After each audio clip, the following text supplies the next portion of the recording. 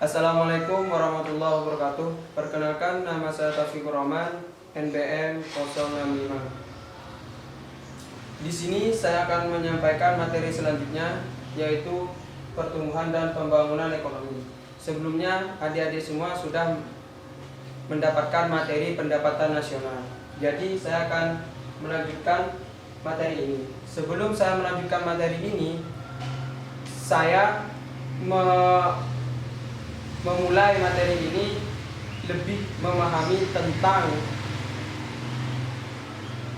kualitas adik-adik semua untuk pertumbuhan dan pembangunan ekonomi ini lebih baik lagi. Tujuannya kenapa? Tujuannya agar adik-adik semua nanti yang melakukan atau melanjutkan ke perguruan tinggi atau universitas itu lebih mudah, apalagi jurusannya ekonomi. Nah, tujuannya karena agar adik-adik semua nanti yang akan melanjutkan ke jurusan atau tingkat yang lebih tinggi atau universitas agar lebih mudah untuk memahami materi tersebut. Nah, siapa tahu kan nanti adik-adik semua jadi terpilih jadi Menteri Ekonomi, kan siapa tahu. Seperti itu. Nah, untuk model pembelajaran kali ini saya menggunakan talking stick. Di mana talking stick di sini saya sudah menyiapkan spidol. Jadi nanti saya akan menerangkan semua materi dan adik-adik nanti di akhir selesai materi kita akan bermain game. Di mana nanti spidol ini akan berjalan sambil menyanyikan sebuah lagu, dan siapa yang mendapatkan spidol ini nanti akan mendapatkan soal dan akan menjawabnya. Setelah bisa menjawab, nanti adik tersebut akan mendapatkan nilai tambahan dari saya. Di sini saya media pembelajarannya menggunakan PPT dan dibantu dengan LCD.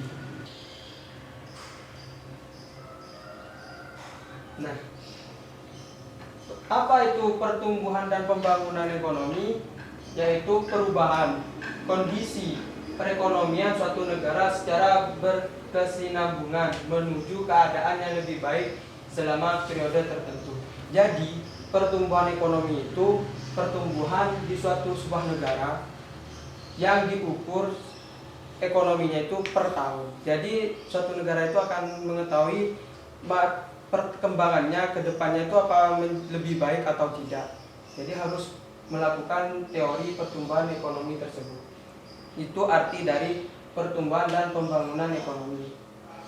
Selanjutnya yaitu pengelompokan teori ekonomi. Di sini ada 4. Yang pertama, teori pertumbuhan ekonomi historis. Yang kedua, teori pertumbuhan ekonomi klasik. Ketiga, teori pertumbuhan neoklasik. Dan yang terakhir, teori pertumbuhan ekonomi Schumpeter. Nah, kita dari nomor 1 dulu. Yang pertama itu teori pertumbuhan ekonomi historis. Apa itu ekonomi pertumbuhan historis? Yaitu pertumbuhan ekonomi yang terjadi merupakan tahapan-tahapan perkembangan seiring dengan berjelangnya waktu atau perkembangan zaman, seperti itu. Nah, yang kedua, teori pertumbuhan ekonomi klasik.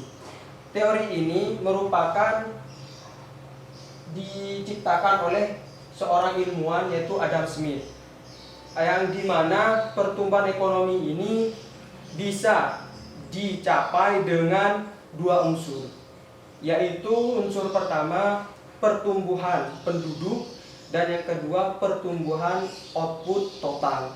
Jadi teori pertumbuhan ekonomi klasik ini ditunjang dengan 2 unsur yang bisa menguatkannya. Yang pertama pertumbuhan penduduk dan yang kedua pertumbuhan output total. Nah, yang ketiga yaitu teori pertumbuhan neoklasik. Nah, pertumbuhan ekonomi ini terjadi bila ada inovasi dari para pengusaha, wirausaha. Dalam hal ini, inovasi tersebut penerapannya pengetahuan dalam teknologi yang baru di dunia usaha, seperti itu. Nah, Nah, teori pertumbuhan neoklasik ini contohnya ada 3. Yang pertama yaitu diperlukan teknologi yang baru. Contoh yang kedua yaitu menimbulkan keuntungan yang lebih tinggi. Dan contoh yang terakhir itu menimbulkan imitasi inovasi perusahaan-perusahaan lain untuk menghasilkan proses atau produksi yang lebih menguntungkan atau lebih meningkat lagi. Nah, selanjutnya yaitu teori pertumbuhan ekonomi subter. Apa itu teori pertumbuhan ekonomi subter? Di mana pertumbuhan ekonomi ini dipengaruhi sangat penting adalah peranan pengusaha atau perekonomian tersebut. Jadi ini adalah semua ini pengelompokan teori ekonomi seperti itu.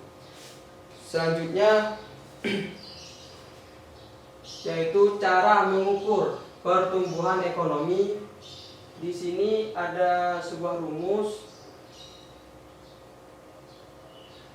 Nah, di sini ada sebuah rumus. PT sama dengan PDBRT dikurangi PDBRT min 1 per PDBRT min 1 dikali 100%. Nah, apa itu PT?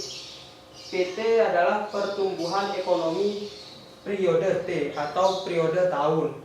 Selanjutnya yaitu PDBRT. Apa itu PDBRT? Penduduk demonstrik bruto real periode tahun per tahun. Jadi dihitungnya secara per tahun. Dan yang PDBRT-1 itu PDBR periode tahun sebelumnya. Jadi tahun-tahun sebelumnya yang dihitung seperti itu. Nah, di sini saya akan memainkan sebuah game. Jadi gamenya itu nanti ini spidol, saya akan gilir semua kepada adik-adik semua dan dinyanyikan sebuah lagu seperti itu. Nah, siapa yang tepat yang dapat spidol ini, dia harus menjawab pertanyaan dari saya dan harus benar jawabannya agar mendapatkan nilai tambahan dari saya seperti itu. Nah, saya akan mulai ya. Nah, berhubung spidol ini dikena sama adiknya, jadi soalnya yaitu catat baik-baik. Contoh soalnya, jika PDB real tahun 2016 dari negara X sebesar 1.500 triliun, sedangkan PDBR real tahun 2015 adalah 1.200 triliun, pertumbuhan ekonomi tahun 2016 atas dasar tahun 2015 adalah sebagai. Nah, itu adalah pertanyaannya. Mohon dijawab sama adiknya. Nah, berhubung waktunya sudah habis, jadi jawabannya saya tunggu pertemuan berikutnya. Dan kita bahas kembali tentang rumus ini. Nah, kesimpulannya saya akan menyimpulkan pertumbuhan pembangunan ekonomi. Kesimpulannya yaitu di setiap negara pun berbeda-beda tergantung dengan pendapatan per kapita itu sendiri dan pendapatan penduduknya. Semakin tinggi pendapatan penduduknya, maka akan semakin tinggi pula pertumbuhan ekonomi di negara tersebut.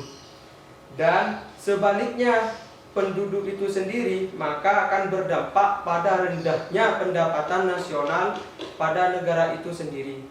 Semakin baik pertumbuhan ekonomi suatu negara, maka semakin baik pula pembangunan ekonomi di negara tersebut. Terdapat banyak faktor yang mendorong dan memperhambat pertumbuhan ekonomi.